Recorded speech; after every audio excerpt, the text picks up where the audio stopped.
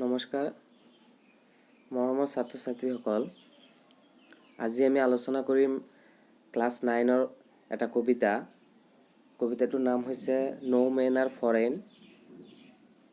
কবিতাটো লিখিছিল জেমছ কিৰকাপ। আমি কবিতাটো আৰম্ভ কৰোঁ। নো মেন আৰ ফৰেইন।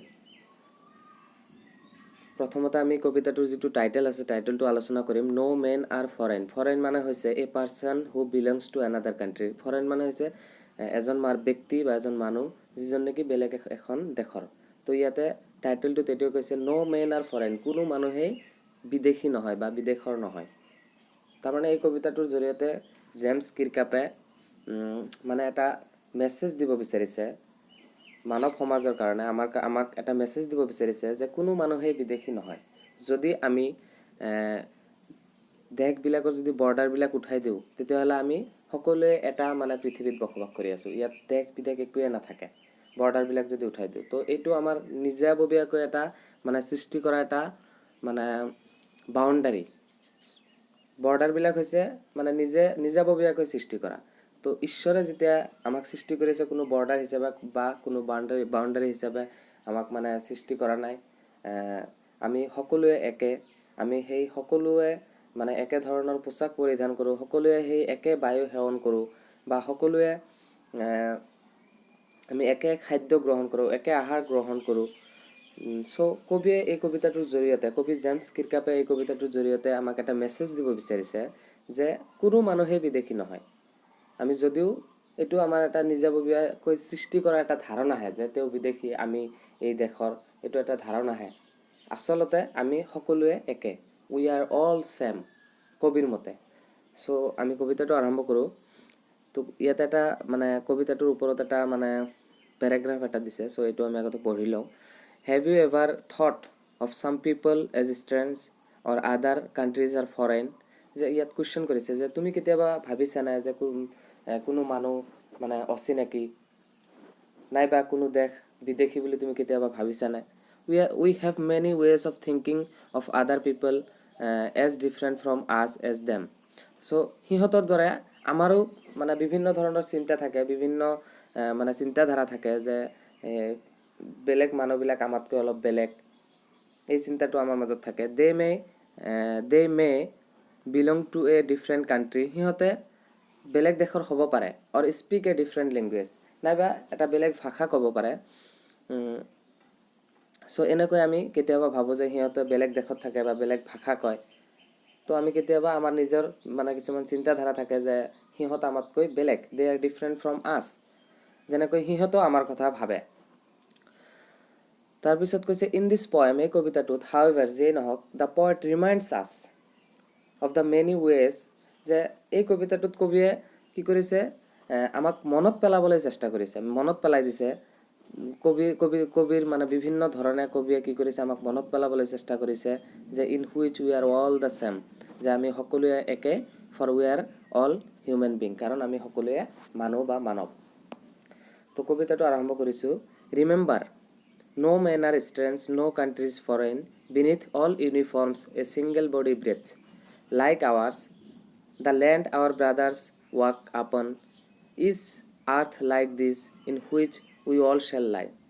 ইয়াতে এই ষ্টেঞ্জাটোত কেইটামান টান টান শব্দৰ অৰ্থ মই কৈ দিছোঁ। ষ্ট্ৰেঞ্জ হৈছে অচিনাকি। ফৰেইন আমি অলৰেডি গম পাইছোঁ, ফৰেইন হৈছে বিদেশী বা বিদেশ। বিনিথ তলত। ইউনিফৰ্মছ হৈছে পোচাক বা ঐক্য পোচাক। ছিংগল ব্ৰেথছ হৈছে উশাহ নিশাহ লোৱা। আমি কবিতাটোত কবিয়ে কি ক'ব বিচাৰিছে পঢ়োঁ। ৰিমেম্বাৰ, মনত ৰাখা। নো মেন আৰ ষ্ট্ৰেঞ্জ, কোনো মানুহে অচিনাকি নহয়। নো কাণ্ট্ৰিজ ফৰেইন, কোনো দেশেই বিদেশ নহয়। বিনিথ অল ইউনিফৰ্মছ, সকলো পোচাকৰ তলত। এ ছিংগল বডি ব্ৰেথ, একে ধৰণৰ শৰীৰে কি কৰে, উশাহ নিশাহ লয়, বা একে শৰীৰে কি কৰে, উশাহ নিশাহ লয়। লাইক আৱাৰ্ছ, আমাৰ দৰে। The land our brothers walk upon, যে আমাৰ ব্ৰাদাৰ্ছ ভাইসকল বেলেগ দেশৰ মানুহবিলাকৰ কথা কৈছে, সিহঁতৰ কথা কৈছে। সিহঁতে যেনেকৈ যি মাটিত তেওঁলোকে খোজকাঢ়ে, ঠিক একে লেণ্ডত আমিও কি কৰোঁ, খোজকাঢ়োঁ। Is earth like this in which we all shall লাই। এইটোৱে সেই পৃথিৱী নাই য'ত নেকি আমি সকলোৱে কি কৰিম, এদিন মৰিম বা মানে মৃত্যুবৰণ কৰিম। সকলোৱে ইয়াত মানে মাটিৰ লগত মিহলি হৈ যাম। অল শ্বেল লাই, আমি এই মাটিত কি কৰিম, মানে মৃত্যুবৰণ কৰিম।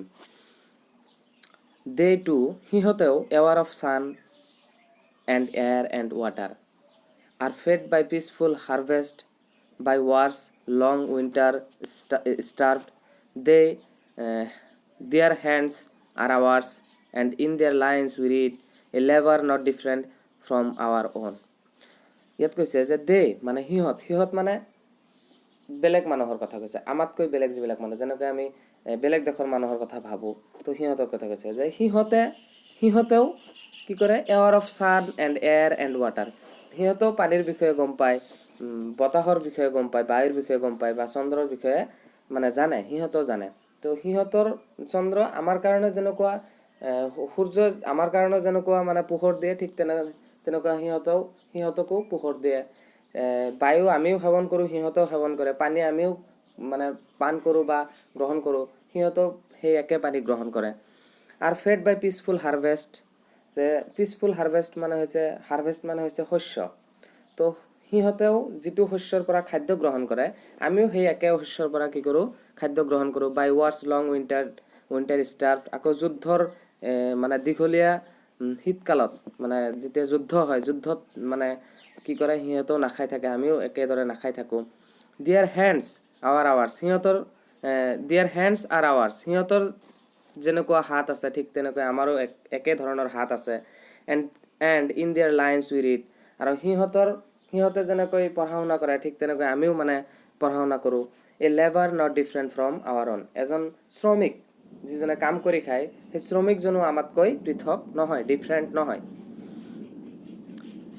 ইয়াৰ পিছত কৈছে remember, they have eyes like ours that wake or sleep, and strength that can be won by love, in every land is common life that all can recognize and understand.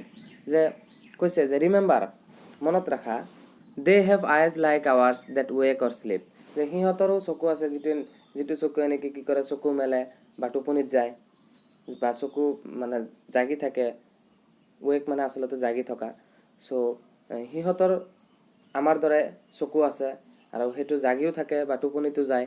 And strength that can be won by love, সিহঁতৰো শক্তি আছে, সিহঁতৰো মানে strength আছে, যাক নেকি মানে মৰমৰ জৰিয়তে, প্ৰেমৰ জৰিয়তে কি কৰিব পাৰি, জয় কৰিব পাৰি। In every land is common life, প্ৰত্যেক ঠাইতে, প্ৰত্যেক মানে লেণ্ডতে কি আছে, মানে একে ধৰণৰ জীৱন আছে। That all can recognize and understand, আৰু যাক সকলোৱে কি কৰিব পাৰে, চিনিব পাৰে, বা ৰেকগনাইজ মানে চিনি পাব পাৰে, মানে চিনি পায়, এণ্ড আণ্ডাৰষ্টেণ্ড আৰু বুজি পায়।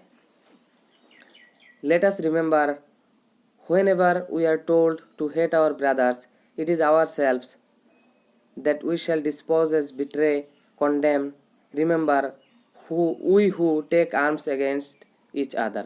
কৈছে যে let us remember, যে আহা আমি মনত পেলাওঁ, কি মনত পেলাওঁ, whenever we are told to hate our brothers, যেতিয়া আমাক কোনোবাই মানে কয়, কি কয়, যে আমাৰ নিজৰ ভায়ক মানে ঘৃণা কৰাৰ কথা কয়, it is ourself, এইটো আমিয়ে, that we shall dispose as, আমি কি কৰোঁ, মানে ডিছপ'জ কৰোঁ, নষ্ট কৰোঁ, বিট্ৰে মানে প্ৰতাৰণা কৰোঁ, নাইবা কণ্ডেম বা প্ৰতিবাদ কৰোঁ, এইটো আমিয়ে কি কৰোঁ, ডিছপ'জ কৰোঁ মানে নষ্ট কৰোঁ, বা বঞ্চিত কৰোঁ। ডিছপ'জ মানে আচলতে বঞ্চিত কৰা বা নষ্ট কৰা কাৰোবাক, বা বিট্ৰে কৰা, প্ৰতাৰণা কৰা, বা প্ৰতিবাদ কৰা, কণ্ডেম কৰা, এইটো আমিয়ে, ইট ইজ আৱাৰ চেল্ফ, এইটো আমিয়ে, যিয়ে নেকি কি কৰোঁ, দেট উই শ্বেল ডিছপ'জেছ, আমিয়ে কি কৰোঁ, বঞ্চিত কৰোঁ, প্ৰতাৰণা কৰোঁ আৰু প্ৰতিবাদ কৰোঁ। ৰিমেম্বাৰ, মনত ৰাখা, উই হু টেক আৰ্মছ এগেইনষ্ট ইচ আদাৰ, এইটো আমিয়ে যিয়ে নেকি এজনে আনজনৰ বিৰুদ্ধে অস্ত্ৰ হাতত তুলি লওঁ। It is the human earth that we defile, our hells of fire and dust outrage the innocence of air that is everywhere our own. Remember, no men are foreign and no country is strange. কৈছে যে it is the human earth that we defiled, এইটোৱে মানে মানুহৰ এই পৃথিৱী যাক নেকি আমিয়ে কি কৰোঁ মানে প্ৰদূষিত কৰোঁ, ডিফাইল মানে প্ৰদূষিত কৰা। এইটোৱে আমাৰ মানে আমাৰে পৃথিৱীক আমি কি কৰোঁ প্ৰদূষিত কৰোঁ। Our hells of fire and dust outrage the innocence of air that is everywhere our own. যে আমাৰ নিজৰ সৃষ্টি কৰা যিটো জুই আৰু যিটো এই ধূলিকণা এইবিলাকে কি কৰিছে বায়ুৰ যিটো ইনচেন্স অফ এয়াৰ মানে বায়ুৰ যিটো পবিত্ৰতা তাক আমি কি কৰোঁ আউটৰেজ কৰোঁ মানে প্ৰদূষিত কৰোঁ, নষ্ট কৰোঁ। ডেট ইজ এভৰিৱেৰ, আৰু যিটো বায়ু নেকি মানে প্ৰত্যেক ঠাইতে আছে, এভৰিৱেৰ মানে চাৰিওফালে আছে আৱাৰ অন। আৰু যিটো বায়ু নেকি আমাৰ নিজৰে, তো আমাৰ নিজৰ বায়ুক আমি কি কৰিছোঁ নিজে সৃষ্টি কৰা জুই বা ধূলিকণাৰ জৰিয়তে ধূলিৰ জৰিয়তে তাৰ পবিত্ৰতা বা তাৰ বিশুদ্ধতা আমি কি কৰিছোঁ নষ্ট কৰিছোঁ। ৰিমেম্বাৰ, মনত ৰাখা, ন' মেন আৰ ফৰেন, কোনো মানুহেই বিদেশী নহয়, and no' country is strange, বা কোনো দেশেই অচিনাকি নহয়। তো এই কবিতাটোৰ জৰিয়তে কবিয়ে আচলতে এই পৃথিৱীত বসবাস কৰা যিটো মানৱ জাতি আছে, মানৱ জাতিলৈ এটা মেছেজ দিব বিচাৰিছে যে এই যে আমি মানে এখন দেশে আন এখন দেশৰ লগত যুদ্ধ কৰোঁ বা এখন দেশে আন এখন দেশৰ বিৰুদ্ধে ষড়যন্ত্ৰ কৰোঁ, তো এইটো আচলতে মানে ঠিক নহয়। বা এইটো মানে এই কবিতাটোৰ জৰিয়তে কবিয়ে আচলতে এটা ইউনিভাৰ্চেল ব্ৰাদাৰহুডৰ এটা মেছেজ দিব বিচাৰিছে। চ' আমি সকলোৱে একে, কাৰণ আমি সকলোৱে একে ধৰণৰ পানী গ্ৰহণ কৰোঁ, একে ধৰণৰ আহাৰ গ্ৰহণ কৰোঁ, একে কাপোৰ পৰিধান কৰোঁ, একে ধৰণৰ বডি ষ্ট্ৰাকচাৰ আমাৰ। চ' এই কথাখিনি আচলতে মানে কবিয়ে বুজাব বিচাৰিছে। আৰু আমি যদি এই পৃথিৱীখনত যদি আমি নিজকে একে বুলি ভাবোঁ, তেতিয়াহে এই পৃথিৱীখনত শান্তি আহিব বা এই পৃথিৱীখন শান্তিৰে চলিব। চ' এইটো আছিলে কবিতা। Thank U. ইয়াত কেইটামান গ্ল'চাৰী আছে। ডিছপজেছ মানে ডিছলজ বা ডিপ্ৰাইভ, মানে কাৰোবাক মানে প্ৰতাৰণ, ডিছপজেছ মানে নষ্ট কৰা বা কাৰোবাক বঞ্চিত কৰা। ডিফাইল মেক ডাৰ্টি বা ডাৰ্টি পলিউট, মানে ডিফাইল মানে প্ৰদূষিত কৰা। আউটৰেজ দ্য ইনচেন্স অফ, তাৰমানে ইয়াৰ অৰ্থ হৈছে যে বায়ুৰ পবিত্ৰতা বা কোনো বস্তুৰ পবিত্ৰতা নষ্ট কৰা বা কোনো বস্তুৰ বিশুদ্ধতা নষ্ট কৰা। তো থেংক ইউ। ভিডিঅ'টো ভাল লাগিলে শ্বেয়াৰ কৰিব, ছাবস্ক্ৰাইব কৰিব,